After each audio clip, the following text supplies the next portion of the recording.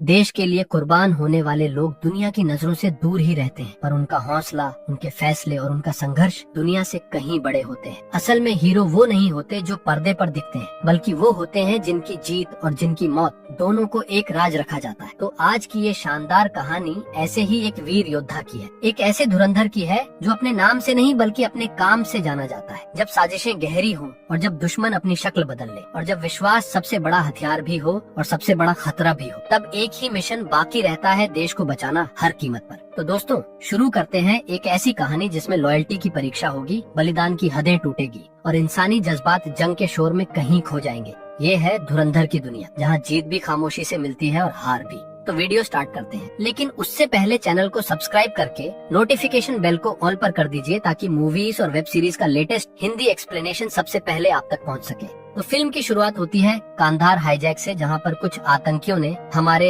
India के plane को कांधार में हाईजैक कर लिया था। तभी हम देखते हैं माधवन जी को, यानी अजय सान्याल को, जो कि उन टेररिस्ट से नेगोशिएट करने के लिए जाते हैं। जब उन आतंकियों से नेगोशिएट किया गया तो उन्होंने अपनी कुछ मांग रखी, जैसे कि कुछ 3 आतंकियों को उन्हें जेल से रिहा करवाना था, और तो और उन्हें ढेर सारे पैसे भी चाहिए थे, जिसके लिए इंडियन गवर्नमेंट जो है वो मान जाती है। लेकिन ये देखकर अजय सान्याल को बिल्कुल भी अच्छा नहीं लगा। कई सारे लोगों का मानना तो ये था कि कमांडो को वहाँ भिजवाकर उन पर अटैक करवा देना चाहिए था, लेकिन उस प्लेन में 160 पैसेंजर भी थे जिनकी जान को खतरा हो सकता था, इसलिए ऐसे कोई भी कदम नहीं उठाए गए। लेकिन इन लोगों से निपटने के लिए अजय ने एक बहुत ही अच्छा प्लान बनाया है, और उस प्लान का नाम अजय सान्याल ने धुरंधर रखा है। धुरंधर एक ऐसा प्रोजेक्ट है जो कि बहुत ही लंबे सालों तक चल सकता है, लेकिन इससे फायदा ये होगा कि पाकिस्तान से जो भी गतिविधि होगी, जो भी एक्टिविटी होगी, उन सारी गतिविधियों के बारे में हमें पहले से पता चल जाएगा, और फिर आगे से हमारे इंडिया पर कोई भी अटैक नहीं हो पाएंगे। लेकिन गवर्नमेंट ने इसे रिजेक्ट कर दिया। ये देखकर अजय को बिल्कुल भी अच्छा नहीं लगा, क्योंकि ये उनका ड्रीम प्रोजेक्ट था। जिसके बाद सीन शिफ्ट होता है 2001 की तरफ, जहाँ हम देखते हैं कि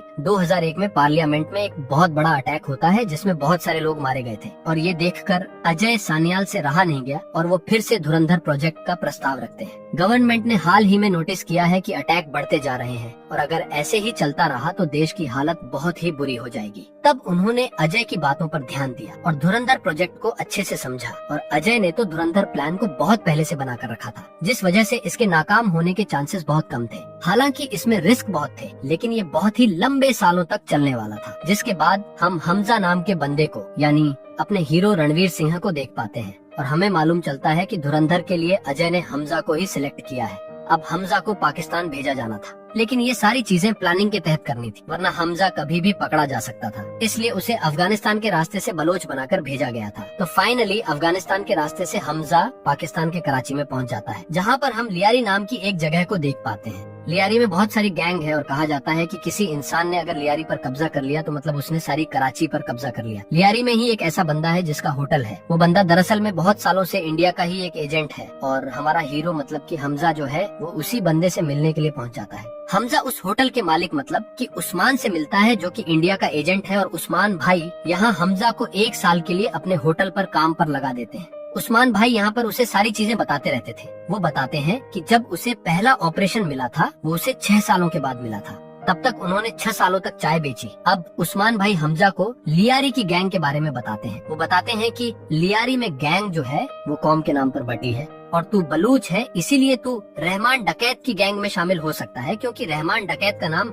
रहमान बलोच है। लियारी में एक गैंग और है जिसे बाबू डकैत और अरशद पप्पू चलाते हैं। लेकिन हमजा को समझ नहीं आ रहा था कि आखिरकार रहमान डकैत और बाबू डकैत दोनों के पीछे डकैत आता है तो दोनों साथ क्यों नहीं है। तो उस्मान भाई बताते हैं कि बात कुछ ऐसी है कि लोगों का मानना है कि बाबू डकैत की रहमान डकैत जो है वो नाजायज औलाद है, और जब ये बात रहमान डकैत को मालूम चली तो उसने अपनी अम्मी को मार दिया। इससे तुम पता लगा सकते हो कि रहमान डकैत जो है वो कितना खूंखार आदमी है। तुम्हें रहमान डकैत उर्फ रहमान बलोच के गैंग में ही शामिल होना है, और तुम्हें बाबू डकैत और अरशद पप्पू की गैंग से बचकर रहना होगा। अब बात थी कि आखिरकार हमजा जो है वो रहमान डकैत की गैंग में शामिल कैसे होगा। तब मालूम चलता है कि बाबू डकैत और अरशद पप्पू के लोग जो है वो रहमान डकैत के बड़े बेटे पर हमला करने वाले हैं, और अगर हमला होते वक्त अगर हमजा ने उसके बड़े बेटे को बचा लिया तो फिर वो रहमान डकैत की गैंग में शामिल हो सकता है। इसमें रिस्क बहुत होने वाला था, लेकिन हमजा मान जाता है। और जब रहमान डकैत के दोनों बेटे एक शादी में पहुंचे तो वहाँ अचानक से उन लोगों के ऊपर हमला हो गया। ये हमला बाबू डकैत और अरशद पप्पू के लोगों ने करवाया था।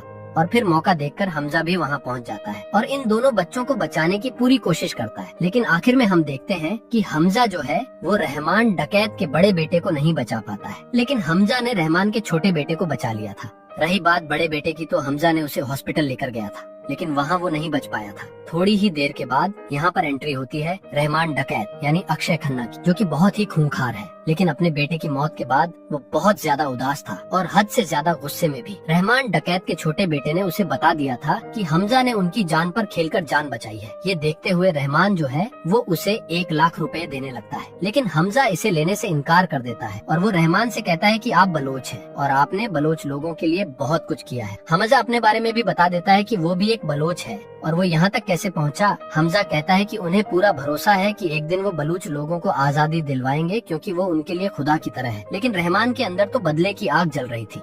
उसे मालूम है कि ये अटैक जो है वो बाबू डकैत और पप्पू अरशद ने करवाया है। वो तो उन लोगों से आज के आज बदला लेना चाहता था कि तभी यहाँ पर एमएलए आ जाता है जिसका नाम जमील है। वो यहाँ आकर रहमान के पैर पर गिड़गिड़ाने लगता है कि अभी वो ऐसे कोई भी कदम न उठाए, क्योंकि अगर ऐसा हुआ तो इलेक्शन में बहुत ही बुरा प्रभाव पड़ सकता है। जमील कहता है कि इलेक्शन नजदीक है, एक बार इलेक्शन जीत जाए उसके बाद सारी सत्ता हमारे पास रहेगी, जिसके बाद तुम्हें जो कुछ भी करना है तुम्हें कोई भी नहीं रोकने वाला। रही बात हमजा की, तो अब हमजा जो है वो रहमान डकैत की गैंग में शामिल हो चुका था। वो इन लोगों के साथ रहने लगता है और अब उनका काम भी संभालने लगा था। रहमान का चचेरा भाई उजैर है जिस पर वो बहुत भरोसा करते हैं और उजैर जो है वो अब हमजा पर भरोसा करने लगा है। एक और बंदा है जिसका नाम डोंगा है, जो कि बहुत ही खतरनाक है। लेकिन बेटे की मौत के बाद से अब रहमान जो है वो उदास रहने लगा था। उसे बिल्कुल समझ नहीं आ रहा था कि क्या इलेक्शन का इंतजार करना चाहिए या फिर अपने बेटे का बदला ले लेना चाहिए। इसके बारे में वो सबसे राय लेता है, लेकिन कुछ लोगों का मानना था कि इलेक्शन के बाद ही बदला लेना चाहिए, क्योंकि फंडिंग जो है वो हमें वहीं से मिलती है। लेकिन जब हमजा से पूछा जाता है तो हमजा कहता है कि मेरा ये मानना नहीं है। वो कहता है कि लियारी जो है वो 2 हिस्सों में बटा है और अगर ऐसे में हम बाबू डकैत को मार देते हैं तो सारी जनता जो है वो हमारी साइड हो जाएगी और सारी वोट भी हमारी तरफ ही हो जाएगी। रही बात बदले की, तो बदले को इतने ज्यादा दिनों तक टाला नहीं करते। तब रहमान डकैत जो है वो हमजा की बात मान लेता है और अब वो लोग बाबू डकैत के लोगों को ढूंढना स्टार्ट कर देते हैं। जहाँ भी वो लोग मिलते हैं उन सभी लोगों को यहाँ रहमान डकैत के लोग बुरी तरह से मार रहे थे और फिर आखिर में हमजा और उजैर को बाबू डकैत मिल जाता है, जिसका वो लोग पीछा करते हैं और उसे पकड़ लेते हैं। जिसके बाद रहमान डकैत यहाँ पर आता है और वो यहाँ पर बाबू डकैत को बहुत ही गंदी मौत देता है। बाबू डकैत यहाँ पर रहमान से जान की भीख मांग रहा था, लेकिन फिर भी रहमान ने उसे बहुत ही बुरी मौत दी थी। उसका कहना ये था कि बच्चे को नहीं मारना चाहिए था। तो इस तरह से रहमान डकैत ने अपना फैसला लिया था। रही बात इलेक्शन की, तो इलेक्शन का इस पर कोई भी फर्क नहीं पड़ा था। और रही बात हमजा की, तो हमजा अब उनके और भी ज्यादा क्लोज हो चुका था। सारी चीजें अब उसे भी पता चल रही थी। गैंग में जो कुछ भी होता, अब हमजा को सारी चीजें पता चल रही थी। सीधी सीधी बात ये है कि अब वो लोग हमजा पर पूरा भरोसा करने लगे थे और उजैर और हमजा तो बहुत ही अच्छे दोस्त भी बन चुके थे। और अब वो समय भी आ जाता है जब इलेक्शन कंप्लीट हो चुके थे और रिजल्ट भी आ चुके थे, जहां हमें पता चलता है कि जमील जो है वो 3 लाख वोटों से जीत चुका है, जिस वजह से यहाँ पर जश्न मनाया जा रहा था। और फिर थोड़ी ही देर के बाद यहाँ पर रहमान डकैत आ जाता है। उसे देखकर जमील को समझ आ जाता है कि ये जीत जो है वो रहमान डकैत की वजह से ही उसे मिली है, क्योंकि पब्लिक जो है वो रहमान डकैत से बहुत प्यार करती है और हर एक बात मानती है। और यहीं पर हम देखते हैं जमील की बेटी अलीना को, जो कि डॉक्टर की पढ़ाई कर रही है। और यहीं पर हमजा ने अलीना को पहली बार देखा था और कहीं ना कहीं दोनों ने एक दूसरे को पहली नजर में ही पसंद कर लिया था। अब इसी जगह पर रहमान डकैत की मुलाकात होती है खनानी ब्रदर्स से, जो कि बहुत ही पैसे वाले हैं। वो रहमान डकैत से कहते हैं कि हमें मालूम है कि पूरी लियारी जो है वो आपके कब्जे में है और अगर हम यहाँ पर कोई बिजनेस डालें तो इसमें आपको भी बहुत फायदा हो सकता है। और हम तो ये भी चाह रहे हैं कि आपकी एक अलग पार्टी हो, ताकि आपकी सियासत जो है वो हमेशा इसी तरह से बनी रहे। अब क्योंकि खनानी ब्रदर्स जो है वो बहुत ही पैसे वाले थे, इसलिए रहमान डकैत को उनसे मीटिंग करना तो था ही, लेकिन फिलहाल हमारे हीरो हमजा को अलीना से मिलना था। इसलिए वो एक पार्टी में जाता है और वहाँ वो पुलिस के द्वारा रेड पड़वा देता है, जिस वजह से यहाँ पर अलीना को भागना पड़ता है और हमजा को उसे लिफ्ट देना पड़ता है, क्योंकि हमजा ने उसकी कार को खराब कर दिया था। लेकिन अब पुलिस जो है वो लोगों के पीछे पड़ चुकी थी, लेकिन हमजा यहाँ अपनी हीरोगिरी दिखाता है और उसे बहुत दूर ले जाता है। इसी बहाने उनकी बहुत अच्छी दोस्ती हो जाती है। कहीं न कहीं वो एक दूसरे को अब पसंद करने लगे थे। अब कुछ दिनों के बाद रहमान डकैत जो है वो खनानी ब्रदर्स से मिलने के लिए पहुँच जाता है, लेकिन वहाँ पहुँचने के बाद रहमान डकैत की मुलाकात होती है ISI के चीफ मेजर इकबाल यानी अर्जुन रामपाल से, जो कि किसी भी हालत में बस इंडिया को खत्म करना चाहता है। वो यहाँ पर एक बहुत बड़ी डील लेकर आया था। मेजर इकबाल बताता है कि उसे बहुत सारे हथियार की जरूरत है, बदले में उसे मनचाहा पैसा मिले, लेकिन उन हथियारों पर अमेरिकी या फिर रूसी साइन होने चाहिए ताकि कोई प्रॉब्लम हो तो पाकिस्तान के लोग जो है वो प्रॉब्लम में ना आए। मेजर इकबाल को बहुत अच्छे से मालूम है कि ये काम सिर्फ रहमान डकैत नहीं कर सकता, क्योंकि उसे मालूम है कि रहमान डकैत की गैंग जो है वो नकली हथियार बनाती है। असली हथियार तो उन्हें बलोच लोगों से मिलने वाले थे, लेकिन ये डील अकेला यहाँ मेजर इकबाल उन लोगों से इसलिए नहीं कर सकता क्योंकि बलूच और आईएसआई के बीच में बिल्कुल भी नहीं बनती है। आए दिन उनके बीच में मुठभेड़ होती रहती है और उनके आपसी लोग जो है वो मारे जाते हैं। इसीलिए मेजर इकबाल चाहता है कि रहमान डकैत जो है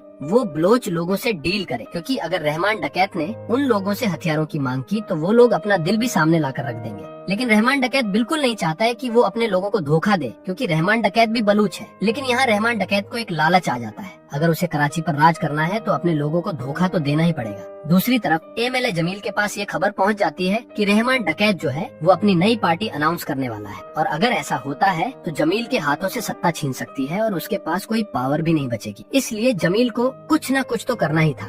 वो सोच लेता है कि अगर किसी राक्षस को मारना है तो हमें एक दानव लेकर आना पड़ेगा। उस दानव का नाम था एसपी चौधरी असलम, यानी संजय दत्त, जो कि 7 सालों से सस्पेंडेड है। सस्पेंड भी 7 साल पहले एमएलए जमील ने ही कराया था और अब रिजाइन भी जमील ही करवा रहा है। रही बात एसपी चौधरी असलम की, तो वो बहुत ही ज्यादा क्रूर है और बहुत ही घातक और खतरनाक है। वो किसी से भी नहीं डरता है। दूसरी तरफ हम देखते हैं रहमान डकैत को, जो कि बलूचिस्तान पहुंच जाता है श्रीनी से मिलने के लिए, क्योंकि वो वहाँ हथियार की डील करने वाला था।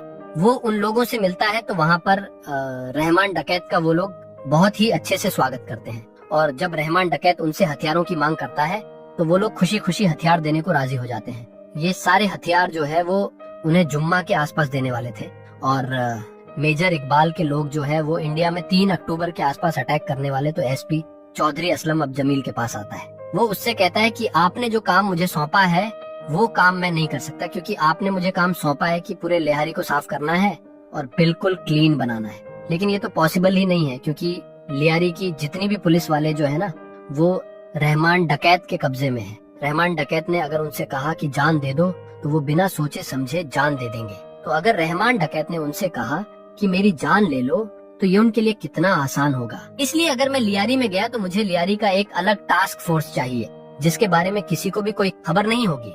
उसका मुख्यालय के बारे में भी किसी को खबर नहीं होगी। मुझे किसी को भी बताने की कोई जरूरत नहीं होगी कि मैं क्या कर रहा हूँ, यहाँ तक कि आपको भी नहीं।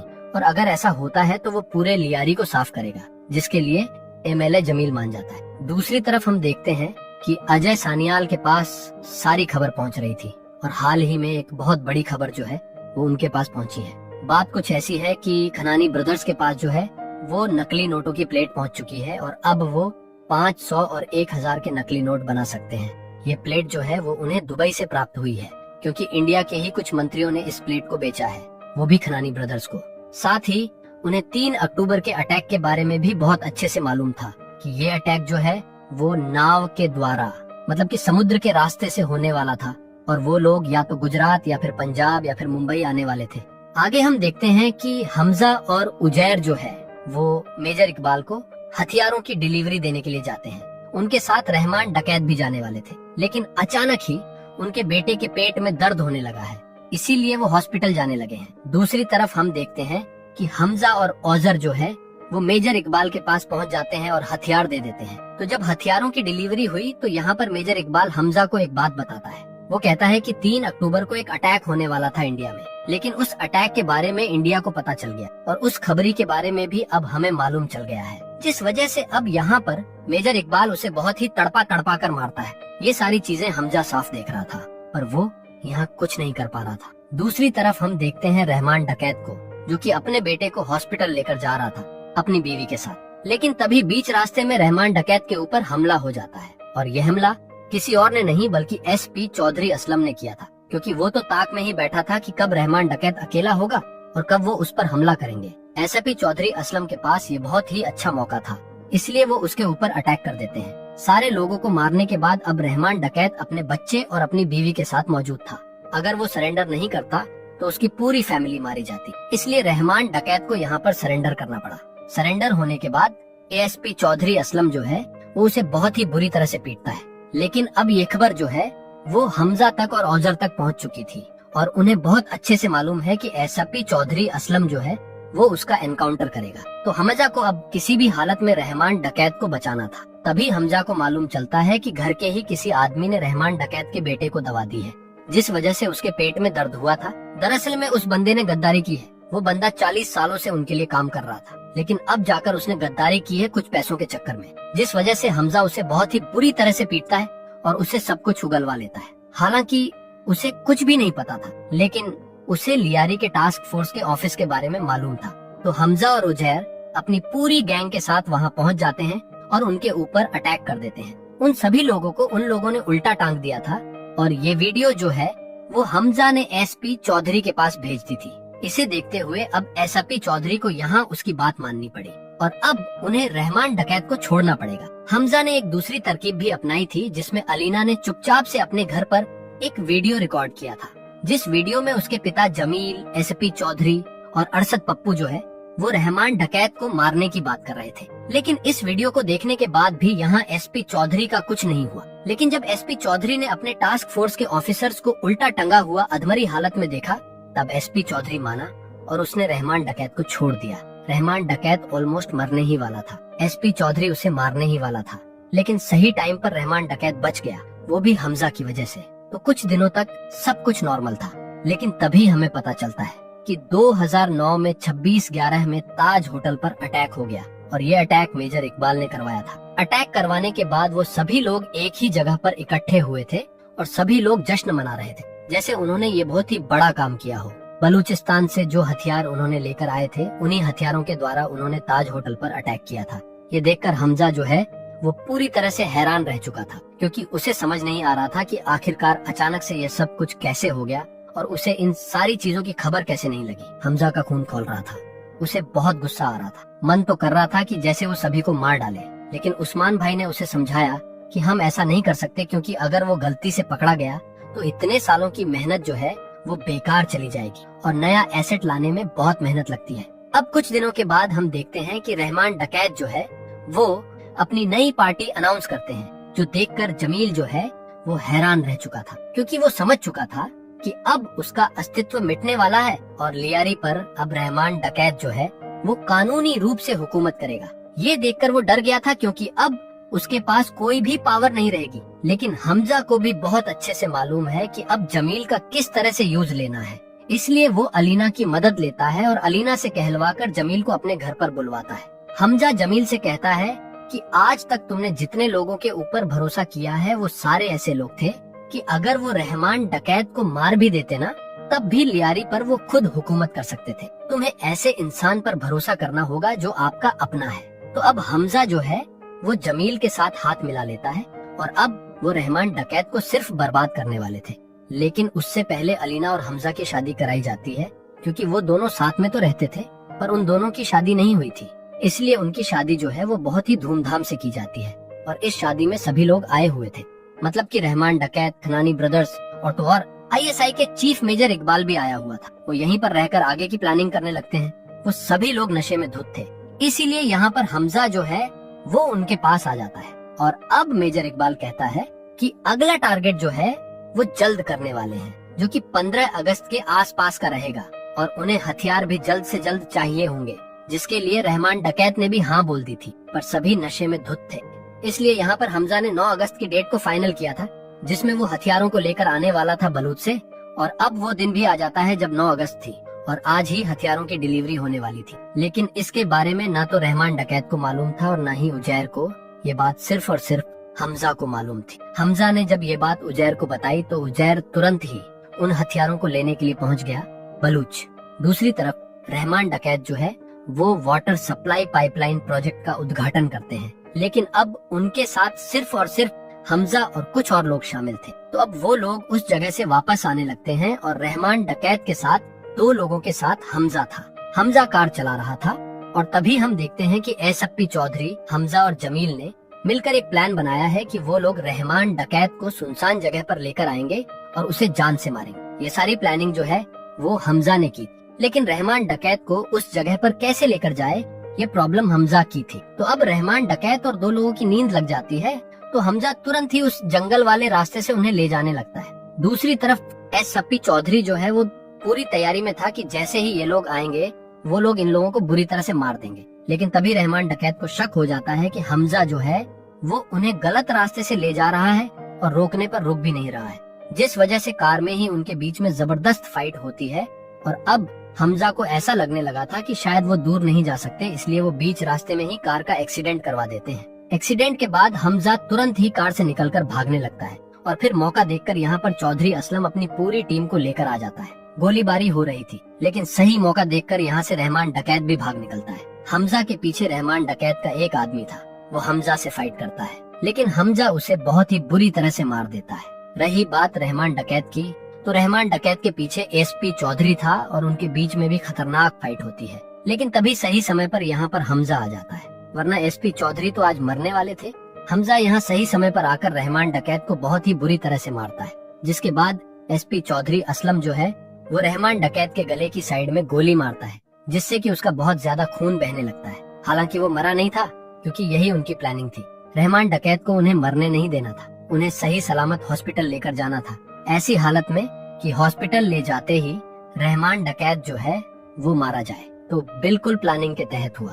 रहमान डकैत को हमजा ने उठाया और अधमरी हालत में हॉस्पिटल ले गया एक ऑटो से, और फिर हॉस्पिटल पहुंचने के बाद रहमान डकैत ने हॉस्पिटल में ही दम तोड़ दिया और हॉस्पिटल में ही उजैर भी पहुंच जाता है, जिसे बहुत ज्यादा दुख हुआ। और ऑटो वाले ने गवाही दी कि हमजा ने उन्हें बचाने की काफी कोशिश की, लेकिन वो नहीं बच पाए। तो इस तरह से हमजा के ऊपर बिल्कुल भी शक नहीं हुआ। जिसके बाद सीन शिफ्ट होता है 2002 की तरफ, जहां हम देखते हैं अजय सानियाल को। 2002 के आसपास ही प्लान धुरंधर जो है वो एक्टिव हुआ था और उन्होंने हमजा को सिलेक्ट किया था और पूरी तरह से रेडी भी किया था। हमजा का असली नाम जो है वो जसकीरत सिंह रंगी है, जो कि मर भी जाए तो भी कोई फर्क नहीं पड़ेगा, क्योंकि उन्होंने ऐसे ही आदमी को सिलेक्ट किया है। उनकी बैक स्टोरी क्या है ये तो फिलहाल नहीं बताई गई, लेकिन धुरंधर के सेकंड चैप्टर के बारे में हमें बता दिया गया कि ये 19 मार्च 2026 को रिलीज होगी। धुरंधर 2 पूरी तरह से बनकर रेडी है। इसके कुछ विजुअल्स भी हमें थिएटर में दिखाई दिए थे। अगर ये फिल्म बॉक्स ऑफिस पर बहुत ही अच्छा कलेक्शन करती है तो इसे रिलीज किया जाएगा थिएटर में, और अगर अच्छा कलेक्शन नहीं हुआ तो इस फिल्म को OTT पर ही रिलीज किया जाएगा। तो उम्मीद करता हूँ दोस्तों आपको ये वीडियो पसंद आई होगी। वीडियो पसंद आई हो तो वीडियो को लाइक जरूर कीजिएगा और चैनल को भी सब्सक्राइब कीजिएगा, ताकि आपको इसी तरह के लेटेस्ट और फ्रेश कंटेंट मिलते रहे। मिलते हैं एक और कमाल की वीडियो के साथ। तब तक के लिए आप हमारे चैनल के साथ बने रहिए। धन्यवाद। जय हिंद, जय भारत।